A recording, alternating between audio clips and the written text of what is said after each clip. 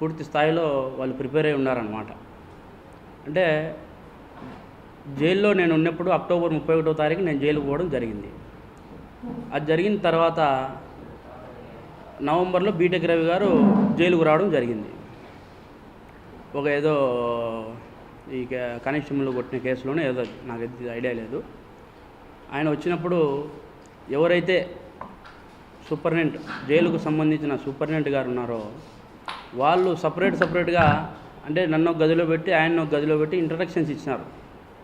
మీరు మాట్లాడకూడదు, మీరు మాట్లాడితే మాకు సమస్య వస్తుంది, లేనిపోని అన్నీ క్రియేట్ అవుతాయి, అందుకు మీరు మాట్లాడుకోకుండా ఉండేదానికి నేను ఒక నోటీస్ అంటిస్తా, మీరు దయచేసి దాన్ని పాటించండి అని చెప్పి ఆ జైలు సూపరింటెండెంట్ గారు చెప్పినారు. ఆయన పేరు కూడా ప్రకాష్. ఆయన ఆ విధంగా చెప్పినప్పుడు నోటీస్ కూడా అతికిచ్చినాడు అక్కడ జైల్లో కలవనేకోకుండా. అంటే అనుమానితుడిగా ఉన్న బీటెక్ రవి గారినే కలవద్దు, మాట్లాడకూడదు మీరు అని చెప్పినప్పుడు దేవిరెడ్డి శివశంకర్ రెడ్డి గారి కుమారుడిని చైతన్య రెడ్డి గారిని ఎట్లా అలౌ చేస్తారు లోపలికి? ఏ విధంగా అలౌ చేస్తారు? అంటే వాళ్ళకి తెలియదా ఎవరు లోపల ఉన్నారు, ఏం కథ అనేది? ఇంకోటి కూడా, లోపల సీసీ ఫుటేజ్ భద్రతలో పెట్టినామని నిన్న సాక్షి పేపర్లో చూసిన. ఇప్పుడు నేను అడుగుతాండా, నేను అక్టోబర్ 31వ తారీఖు నుంచి నేను రిలీజ్ అయ్యేంత వరకు వాళ్ళు ప్రతి ఒక్క రోజు వీడియో భద్రపరచాలి, అంటే ఫీడ్ చేసుకోవాలి. వాళ్ళు ఎందుకు ఫీడ్ చేయలేదు అనేది నేను డిమాండ్ చేస్తాను. దాంట్లో సాక్షిలో వేసింది కూడా ప్రింట్ తప్పు. నాకు నన్ను ఒక పక్క నిలబెట్టి గొడవలేయడం నాకు కాదు ఇవ్వాల్సింది. ఒక పక్క జగన్మోహన్ రెడ్డి గారిని, ఒక పక్క అవినాష్ రెడ్డి గారిని నిలబెట్టి వాళ్ళిద్దరి చేతికి గొడ్డలు ఇచ్చి మధ్యలో ఆ ఫ్రేమ్లో భారతిరెడ్డి గారిని, ఆ తర్వాత భాస్కర్ రెడ్డి గారిని, ఆ తర్వాత దేవిరెడ్డి శివశంకర్ రెడ్డి గారిని టటాలను పెట్టాలా. అది ప్రింటే తప్పు. వాడు వేసేవాడు అటేసినాడు కూడా నాకు అర్థం కాలే. అంటే సిబిఐ కోర్టులో కడపకు సంబంధించిన ఒక లాయర్ ఉన్నాడు, చంద్రగుప్త పేరు. అతన్ని కూడా భయభ్రాంతులకు గురి చేసినారు. నువ్వు వాయిదాలకు తిరగకూడదు, వాయిదాలకు రాకూడదు, దస్తగిరి తరపున నువ్వెందుకు అటెండ్ అవుతున్నావు అని చెప్పి భయభ్రాంతులకు గురి చేస్తే అతను నేను వెళ్ళనని చెప్పినాడు డైరెక్ట్గా. నేను వెళ్ళను, నాకు అవసరం లేదు, నేను నా కుటుంబాన్ని పోగొట్టుకోలేను దస్తగిరి, దయచేసి మీరు ఏమనుకోవద్దండి, నేనైతే వెళ్ళలేనని చెప్పి డ్రాప్ అయిపోయిన పరిస్థితి. ఆ టైంలోనే నేను మా భార్యకి చెప్పిన, జడశ్రావణ్ గారి దగ్గరికి నువ్వు వెళ్ళిపో, అక్కడ పోయిన తర్వాత ఆయన వేడుకో, ఆయన సహాయ సహకారాలు అందిస్తాడని నేను విన్నా, నువ్వు వెళ్ళని చెప్పినప్పుడు నా భార్య అక్కడికి వెళ్ళి ఆయన కాలం మీద పడి ప్రాధేయపడింది. ఈ విధంగా నా భర్త ఇటు అన్యాయం అయ్యి లోపలికి పోయినాడు సార్, మీరు ఎట్టి పరిస్థితుల్లో బయటికి వేయాలా, ఇవన్నీ ప్రలోభాలకు గురవుతానని చెప్పి ఆయనకు చెప్తే ఆయన అప్పుడు కేసు టేకప్ చేసి హైకోర్టులో బెయిల్ తీసుకురావడం కూడా జరిగింది. చేసిన తప్పును ఆడ లాయర్లు కానీ, అక్కడ ఉండే పనిచేసే లాయర్లు కానీ, సిబిఐ లాయర్లు కానీ వీళ్ళందరూ కూడా చెప్తా అంటారు. దాన్ని బట్టి జడ్జి గారు మూవ్ అవుతారు తప్ప ఇవన్నీ కూడా ఎందుకు పరిగణలోకి తీసుకుంటారు? ఒకవేళ అతను అట్లా బయటికి రాకుండా ఉండాలని అనుకుంటే నేనే పోతా కదా కోర్టుకు, నేనే పోయి సార్ ఆయన పిటిషన్ ఈ విధంగా వేసిండు, నేనే వేస్తా పిటిషన్, ఆ విధంగా అతనితో నాకు ఇబ్బందులకు గురి చేస్తాడు, ఈ విధంగా నన్ను ప్రలోభాలకు గురి చేస్తాడు, ఈ విధంగా ఇది చేస్తారని చెప్పి అది కూడా చేస్తాను. నేను ఖచ్చితంగా కోర్టుకు పోతాను నేను ఈ విషయంలో కూడా. అంటే మళ్ళీ పైనుంచి ఇతనేమంటాడు చైతన్య రెడ్డి, నేను కంప్లైంట్ చేసి అంటాను. నువ్వు కాదు, నీకంటే ముందు నేను కంప్లైంట్ చేయాలా.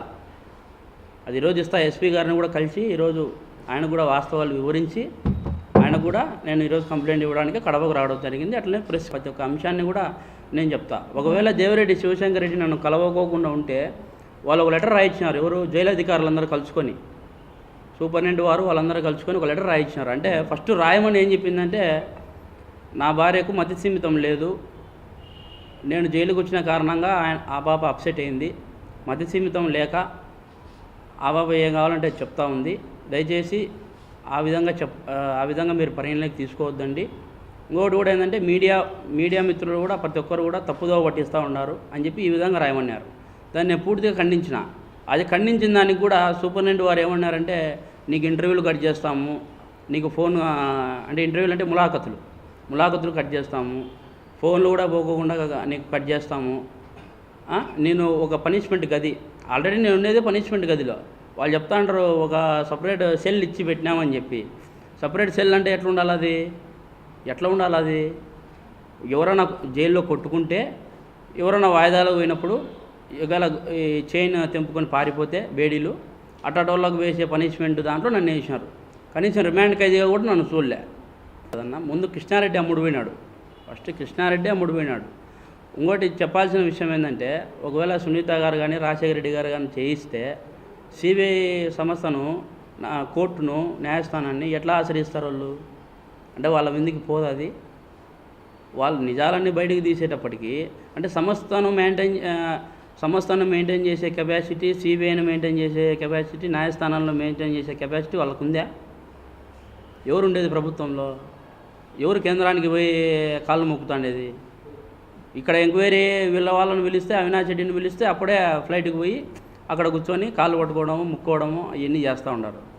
అది పూర్తిగా గుర్తించాలనేది కోరుతాండ. నేను చేసిన తప్పు, దాన్ని ప్రాయశ్చితంగా పశ్చాత్తాపడి అప్రూవర్గా మారినా.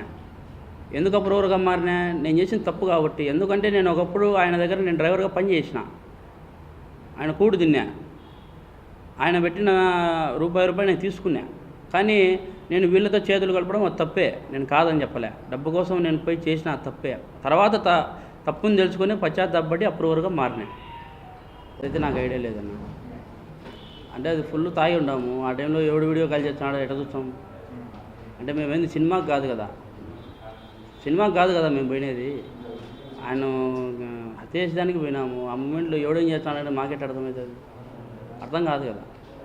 పూర్తి స్థాయిలో వివేకానంద రెడ్డి గారి అభిమానులు ఎవరైనా కానీ నాకు మద్దతు ఇవ్వాల్సిందిగా కోరుతాండా. అంటే పూర్తి స్థాయిలో నేను ఈ పొద్దు పులివెందుల్లో ఏ స్టేజిలో నేను క్యాండిడేట్గా నిలబడతాను అనేది మీ అందరి దృష్టిలో పెడతాండా. అప్రూవర్గా మారినాం కదన్నా. ఓటు అడిగే హక్కు ఉంది అంటే మీరు అడిగిన క్వశ్చన్కు కరెక్టే. సరే, మరి జగన్మోహన్ రెడ్డి గారు వివేకానంద రెడ్డిని మా చేత హత్య చేయించాడు. అతనికి ఓటు హక్కు అడుగుందా? ఓటు అడిగే హక్కు ఉందా? చెప్పండి. ఓటు అడిగే హక్కు ఉందా? పులివెందుల్లో నిలబడే హక్కు ఉందా? నేనన్నా మర్డర్ చేసి ఈ విధంగా అప్రూవర్గా మారి, నైనా నేను చెప్పింది వాస్తవాలు నాయనా, నేను అబద్ధాలు చెప్పలేదు, ఇది ఉండేటోళ్ళు వీళ్ళు, చంద్రబాబు నాయుడు గారి చడోళ్ళు కాదురా నాయన, వీళ్ళు ఉండేది అని చెప్పి వాస్తవాలు చెప్పినందుకు ఈ పొద్దు ఖచ్చితంగా ఓటు అడుగుతా నేను. అది చేయించిన జగన్మోహన్ రెడ్డి గారిని ప్రశ్న వేయండి మీరు, నన్ను కాదు వేయాల్సింది.